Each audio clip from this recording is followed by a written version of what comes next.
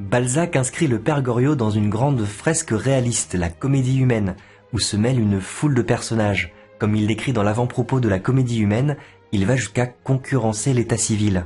L'avant-propos de la Comédie humaine nous aide à comprendre tout l'intérêt et toute la profondeur du projet de Balzac.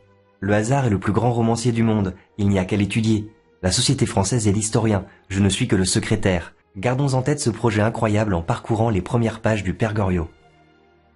Nous sommes en 1819, à Paris, dans la rue Neuve-Sainte-Geneviève, une rue qui existe encore aujourd'hui, elle se trouve derrière la rue Mouffetard. Nous sommes d'abord plongés dans la pension Vauquer, un lieu misérable où vivent des personnes misérables. Ce sera le point de chute et le centre de gravité de toutes les scènes du roman. Balzac fait une description minutieuse de la pension Vauquer. Il s'agit d'immerger le lecteur dans une atmosphère. Mais cela va plus loin car les objets et le mobilier nous font déjà pressentir la misère matérielle et morale des habitants. Pour en savoir plus, je vous invite à découvrir mon commentaire vidéo. Bien avant Zola, Flaubert et Maupassant, Balzac fait des descriptions réalistes qui n'essayent pas de rendre le décor esthétique ou pittoresque. La pension Vauquer est un lieu d'une pauvreté répugnante, voilà tout.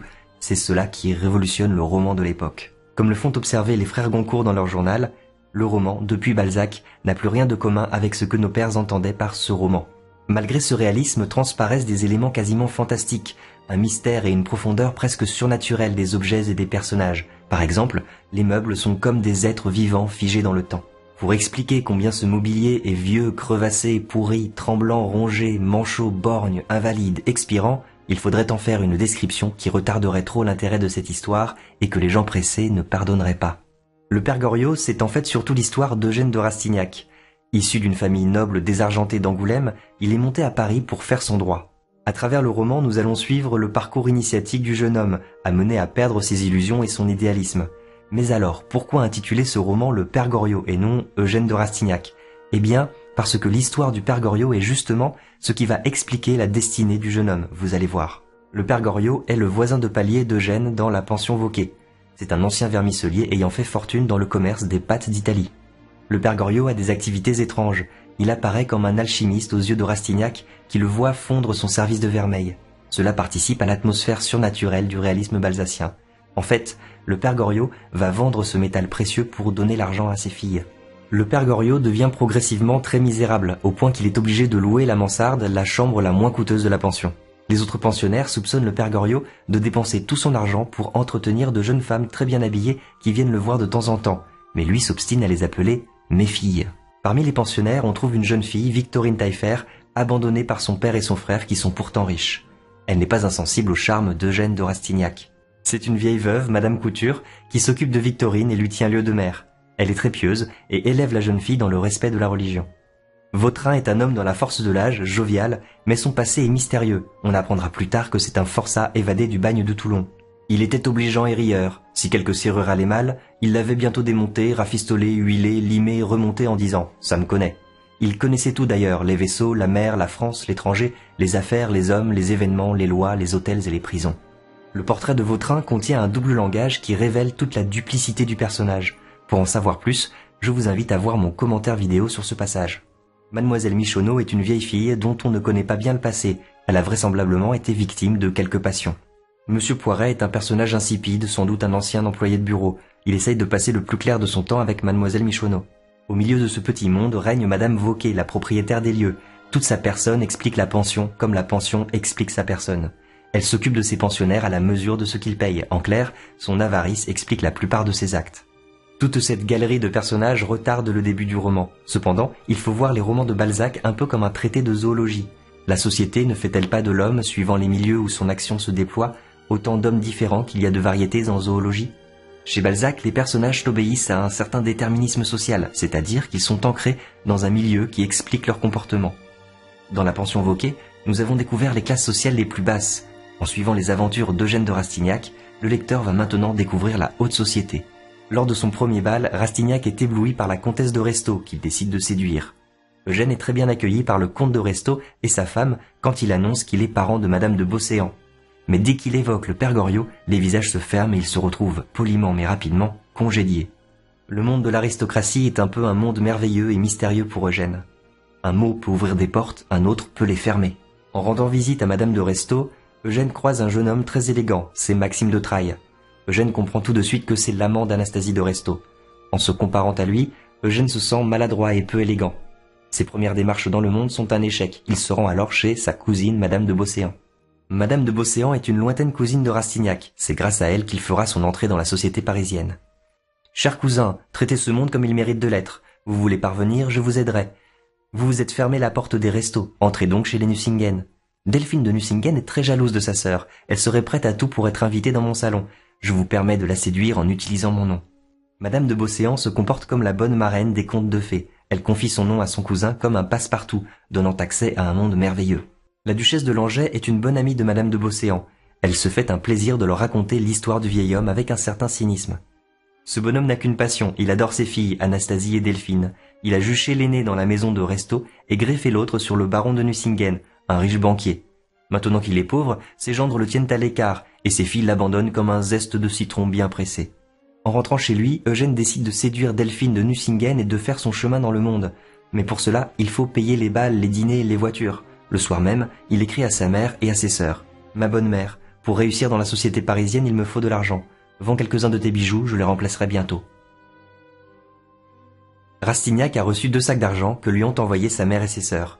Vautrin complimente le jeune homme sur son ambition, puis il le prend à part et lui confie un moyen de faire fortune rapidement.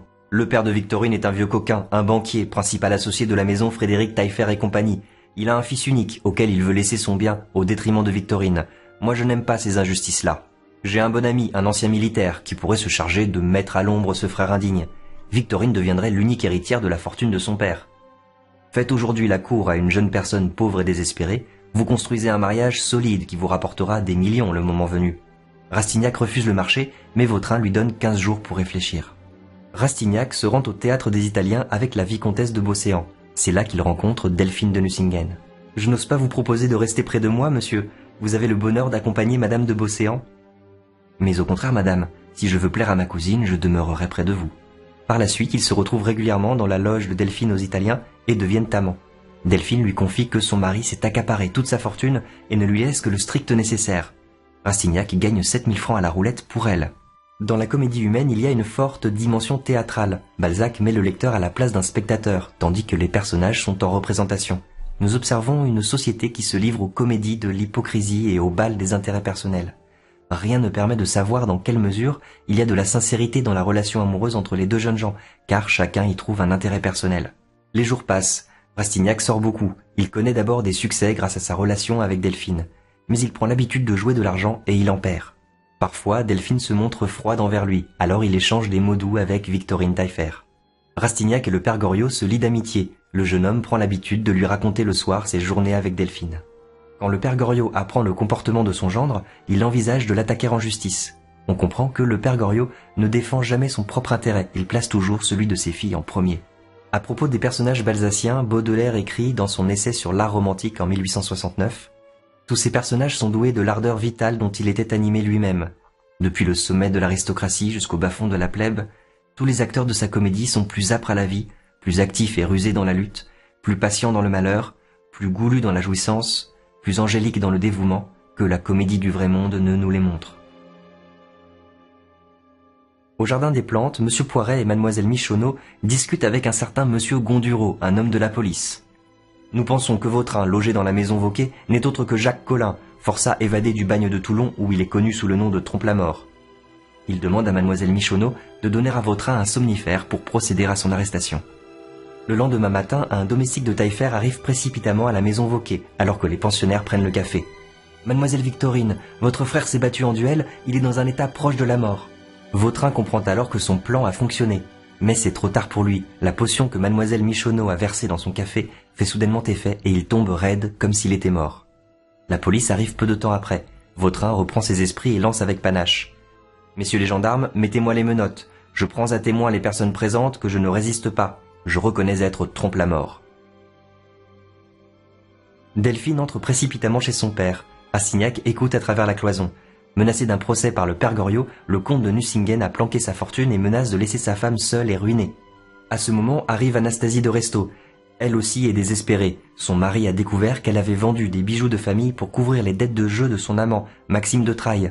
Les deux sœurs commencent à se disputer au point que le vieux père Goriot fait un malaise. Goriot tombe malade. Rastignac fait venir son camarade Bianchon, un étudiant en médecine. Il annonce tout de suite que le vieux père Goriot n'en a plus pour très longtemps. Peu de temps après, en effet, le pauvre homme agonise et commence à délirer. Il demande ses filles. Eugène se précipite chez Anastasie de Restaud qui vient de subir un chantage de son mari. « Monsieur de Rastignac, il en va de la vie de mes enfants. Dites à mon père que je suis irréprochable envers lui, malgré les apparences. » Eugène se rend ensuite chez Delphine de Nucingen. « Je suis souffrante, mon pauvre ami. Je crains l'influxion de poitrine, mais je serais au désespoir d'avoir le moindre tort à vos yeux. J'irai dès que mon médecin sera venu. » Elle lui donne une bourse qui contient 70 francs et lui promet de venir. Le père Goriot, comprenant que ses filles ne viendront pas, commence à délirer. « Si elles ne viennent pas, mais je serai mort dans un accès de rage. La rage me gagne. Elles ne m'aiment pas, elles ne m'ont jamais aimé, cela est clair. Voilà ma récompense, l'abandon. » Ce passage est très célèbre, car il révèle la dimension tragique du destin du père Goriot. Vous pouvez regarder mon commentaire vidéo pour en savoir plus. Seuls Bianchon et Rastignac assistent aux derniers instants du père Goriot. Le vieil homme meurt en pleine hallucination.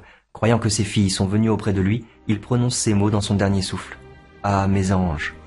D'une certaine manière, Balzac s'inspire de Molière. Comme lui, il s'attache à créer une galerie de monomaniaques inguérissables. L'avare reste avare jusqu'au bout, le misanthrope finit par s'isoler complètement. De même, le père Goriot reste dans son erreur jusqu'à son dernier souffle. Chez Balzac, les personnages ont une quantité d'énergie vitale qu'ils épuisent quand ils l'utilisent mal. C'est le principe philosophique qui est illustré dans La peau de chagrin. On peut dire que le père Goriot a épuisé toute son énergie vitale pour ses filles, oubliant de s'occuper de lui-même. Eugène paye l'enterrement du père Goriot avec le reste des 70 francs de la bourse que lui avait laissée Delphine. Le père Goriot est enterré dans l'indifférence générale. Les prêtres sont pressés d'en finir, et les filles du père Goriot se contentent d'envoyer leurs domestiques, ainsi que des voitures armoriées à leur nom, mais vides. Rastignac, resté seul, ensevelit ses derniers scrupules avec une larme pour le père Goriot. Il fait quelques pas vers le haut du cimetière et contemple Paris et tout le beau monde qui s'offre à ses pieds. Avec un mélange d'ambition et de volonté de vengeance, il prononce ces mots grandioses. « À nous deux maintenant !» Et pour premier acte du défi qu'il portait à la société, Rastignac alla dîner chez Madame de Nucingen. Avec le père Goriot, Balzac met en place un réseau de personnages qu'on retrouvera à travers toute la comédie humaine. Après la mort du père Goriot, Rastignac réussira dans la société grâce à des opérations frauduleuses et des luttes d'influence. On retrouvera ce personnage dans Les Illusions perdues, Le bal des sots, La maison Nucingen, Le cabinet des antiques, etc. Les Illusions perdues. C'est un titre qui illustre parfaitement l'évolution du personnage de Rastignac. Progressivement, il perd ses illusions. La mort du père Goriot est pour lui un moment de basculement. Il enterre avec le vieil homme ses derniers scrupules. Merci à vous d'avoir suivi jusqu'ici. N'hésitez pas à me laisser des commentaires si vous souhaitez que je traite d'autres œuvres littéraires de cette façon. Et dans tous les cas, si mon travail vous intéresse, vous pouvez vous abonner et me suivre sur Twitter et Facebook. À bientôt.